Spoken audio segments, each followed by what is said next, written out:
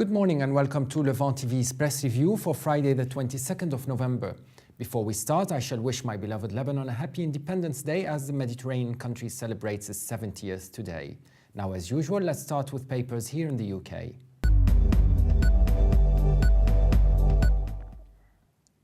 Most papers in the UK today have given coverage to the slavery case here in London, where 3 women have been freed after 30 years of slavery from a London house on their front pages. The Guardian leads with the headline, "Freed after 30 years, the woman held as slaves in London house." The paper hears from those with experience of helping human trafficking victims, noting the delicate moments after suspected victims are rescued are so important they are known by care workers as the golden hour. It takes a look at John F. Kennedy 50th years after his assassination. The Independent also leads its front page with the news of slavery headline, "London's shame, the women freed after 30 years of slavery." The director of the campaign group Anti-Slavery International, Aidan McQuaid, writes in the paper that while the public may be shocked by this case arising in London, the UK is no different than the rest of the world when it comes to forced servitude. It also features a picture of Joseph Kony, the Ugandan warlord, who is in talks with the governments of Central African Republic to surrender.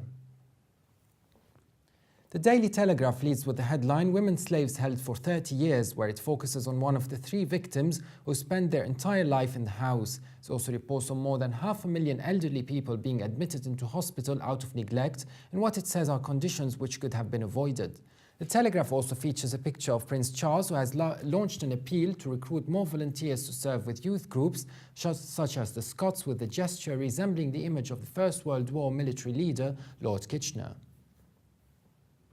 The Times leads its front page with the headline, "Labour engulfed by co-op scandal," where it says reports have emerged that Ed Ball trumpeted his role in the deal that almost broke the cooperative bank, as well as reporting on 3 women who were held as slaves in a London house. It also features a picture of the Queen and the Duke of Edinburgh visiting the Shard. Now let's take a look at the top stories in the Middle East.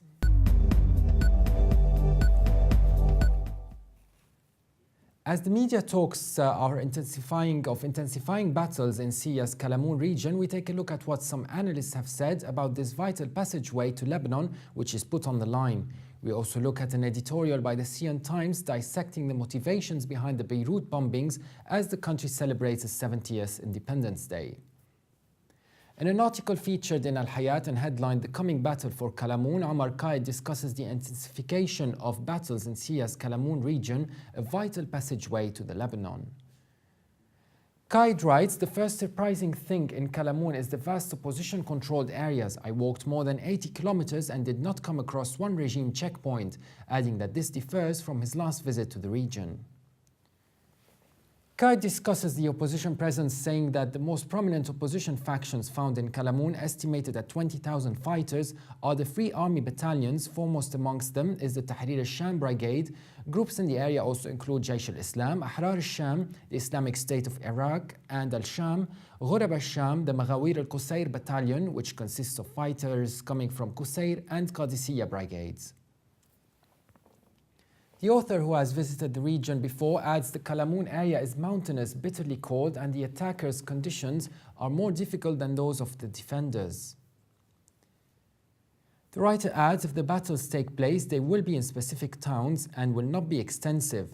The commander-in-chief of the Qadisiyya brigade did not rule out the possibility that Hezbollah might advance a little and engage in limited battles in the mountains in order to secure some Lebanese villages. Life in Al-Kalamoun is quiet and normal. There are no confrontations or battles, and the status quo is clear between the Syrian army and the opposition. Asked about the battle, a field leader from Ahrar al-Sham brigade says many factors determine the course, size and timing of the battle, including complications on the ground and the outcomes of the Geneva II negotiations. He added, "The regime fears that we would cut off the international road between Damascus and Homs in Qara and Nabak. We do not target this road so that the regime does not bombard the villages, particularly since they turned into shelters. Yet if the battle breaks out, we will certainly cut the road off." Al-Akhbar also writes about the coming storm in Kalamoun with an article by Redwan Murtada titled, "Cave Commandos Vow to Move War to Lebanon." Murtada, who has visited the region before, writes that on the outskirts of the town, homes have been turned into command posts for armed opposition groups. He also interviews with armed Islamists in Qalamun, one of whom says, in Qusayr there were no real Islamists. This time will not be like the ones before. If we have to, we will go into Lebanon to fight Hezbollah. The Islamists mention that funding for their operations comes partly from money sent from Turkey and Aleppo. The group with the most experience, skill and organization is Al-Nusra Front, which tends to lead most of the joint operations between brigades. One of the Mujahideen fighting with Al-Nusra explains, the Army of Islam led by Sheikh Zahran Al-Loush receives millions of US dollars in funding from Saudi Arabia, adding that the Army of Islam fighters are the most heavily armed in quality and quantity. And one Islamist says of the Christian population that they brought woe upon themselves. Al-Nusra Front closed down their alcohol bars around a month ago after they had warned them to leave.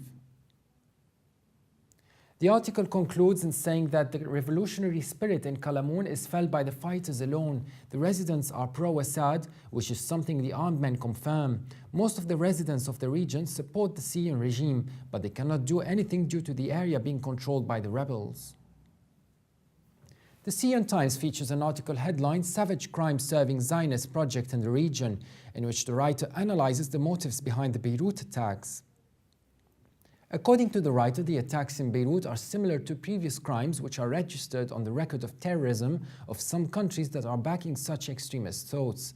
The twin blasts are an inhumane crime and a spiteful measure by the Zionist regime and its mercenaries in the region.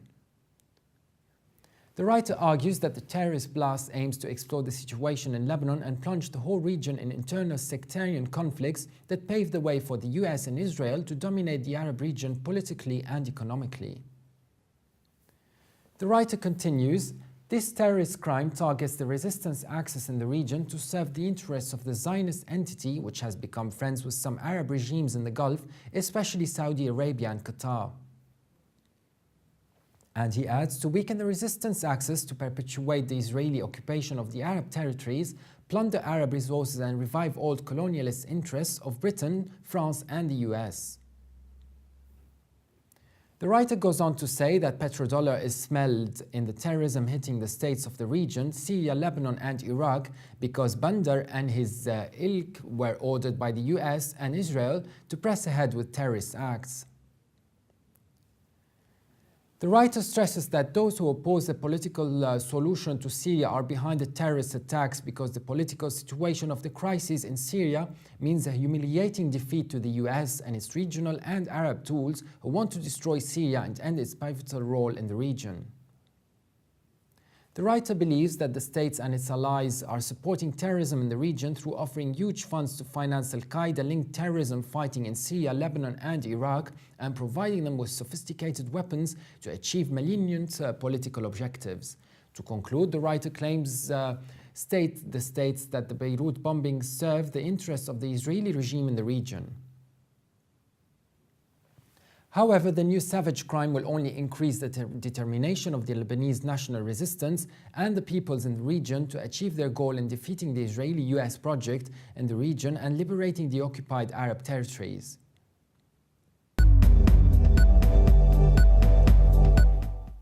In a report published by the Foreign Affairs Committee today, UK's relationship with the Gulf countries of Saudi Arabia and Bahrain is being questioned by MPs. Let's take a look at some of the contrasting views from UK and Bahraini papers. Writing for the UK's Guardian, Ian Black reports on campaigners claiming whitewash after committee says there will be no advantage in stopping UK arms sales to the Kingdom of Saudi Arabia. After a long investigation into Britain's relation with Saudi Arabia and neighbouring Bahrain, Black writes Britain is suffering from a credibility problem in claiming to be backing reform in Saudi Arabia, which is described by MPs as one of the least democratic states in the world with a notoriously poor human rights record. Black adds that MPs on the Foreign Affairs Committee are also asking the government to assess the supply of weapons by Saudi Arabia to Syrian rebels seeking to overthrow President Assad. But they said there would be no advantage in stopping lucrative UK arms sales to the Conservative Kingdom, triggering immediate condemnation of a whitewash by campaigners. Black writes that the report will be closely scrutinized in both Gulf countries, but especially in oil-rich Saudi Arabia, whose ambassador to the UK warned of negative consequences for bilateral relations when the parliamentary inquiry was announced last year. Black highlights that Saudi Arabia is Britain's biggest market in the Middle East and has an estimated £62 billion invested in the UK. He adds in a phrase which will cause irritation in Riyadh, MPs describe Saudi Arabia as part of the problem as well as part of the solution in counter-terrorism cooperation. In 2006, the Saudis threatened to end cooperation with the UK unless the Serious Fraud Office dropped its investigation into BAE Systems over the Al-Yamama arms deal. The investigation was shelved on national security grounds. Referring to the report, Black says the government was urged to try to improve the monitoring of the funding flowing from Saudi Arabia to organizations with an extremist message and to ensure that its legitimate promotion of religious values does not inadvertently contribute to the furtherance of extremism. The writer adds that the report all states the government is also being asked to give an assessment of the situation and the actions it is taking to monitor Syrian rebel groups that are receiving funding and arms from Saudi Arabia, and its efforts to engage with the Saudi authorities regarding any concerns about them. Black reports on Richard Ottaway, the Foreign Affairs Committee chairman, who says the government is correct to focus on what is constructive and achievable by working with the leadership in both states, but it cannot simply ignore the charges of hypocrisy and criticism levelled against the UK. The Foreign and Commonwealth Office must find new ways to explain the UK's approach, to highlight its successes, and to present a more coherent strategy in engagement with these important allies.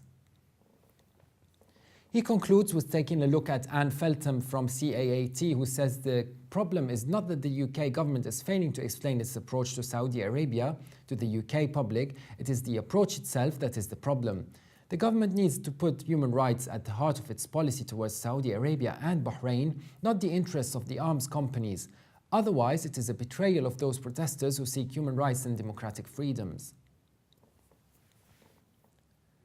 Writing for Bahrain's Gulf Daily, Sandeep Singh Grewal takes a very contrasting look at the report from the perspective of the Gulf island in his article headline, Bahrain valued by the UK as a key partner. Grewal says that Britain's reputation has suffered as a result of how it handled Bahrain's unrest. A controversial parliament inquiry into the UK's relation with Saudi Arabia and Bahrain has concluded. Grewal adds that the report urged the UK to make its public profile and reputation a more central part of its work in the Gulf and ensure that constructive relationships are built with a wide cross-section of society, adding that the UK's influence in the region should not be overestimated or taken for granted. Grewal adds that the report also criticised the way in which Bahrain's security forces handled the 2011 events, adding that the Bahrain Independent Commission of Inquiry recommendations were sensible and claimed it had failed to fully implement them. It urged Bahrain to move forward urgently with reforms, and if no progress is seen, it should be designated as a country of concern. Similar to The Guardian, Grewal also recalls statements from MP Richard Ottaway, but from a different perspective, saying the FAC committee chairman MP Richard Ottaway said that the UK relations with Saudi Arabia and Bahrain required a sensitive and nuanced approach, taking into account its long history of relations and shared interests.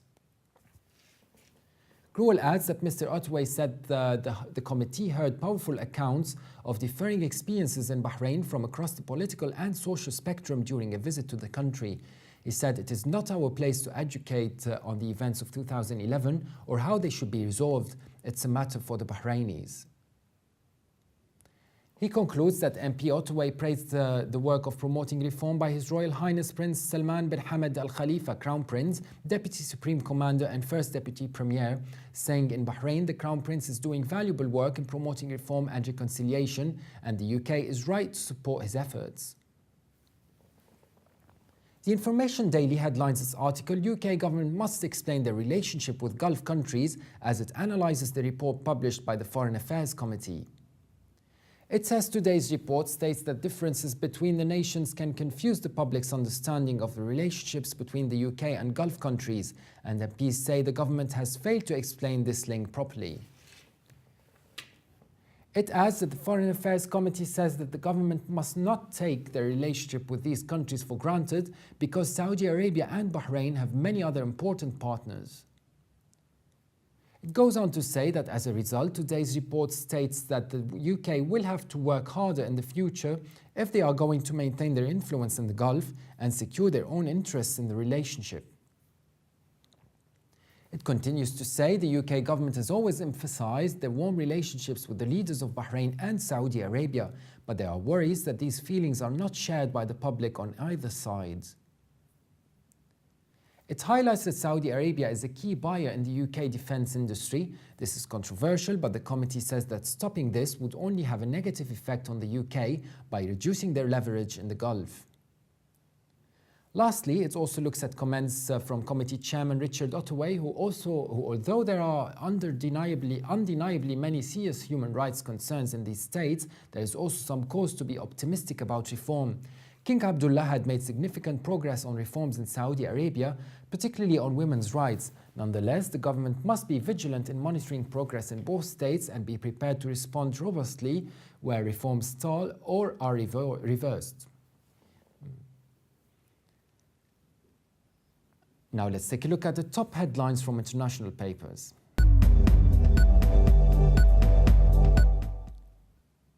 Starting from Russia's Moscow Times, which leads with the headline, Ukraine dumps EU in favor of Russia.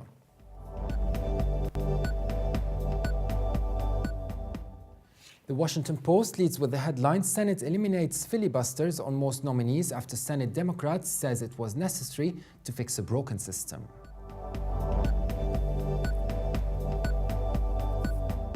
And the UAE's Gulf News leads with the headline, stormy weather likely to continue for 2 days after heavy rain and strong winds sweep across the UAE. And finally, China's Global Times leads with the headline, torture banned in confession collection after the Supreme People's Court says it requires courts at all levels to eliminate confession obtained through illegal methods. That was all we have for today. I'll see you Monday for another press review.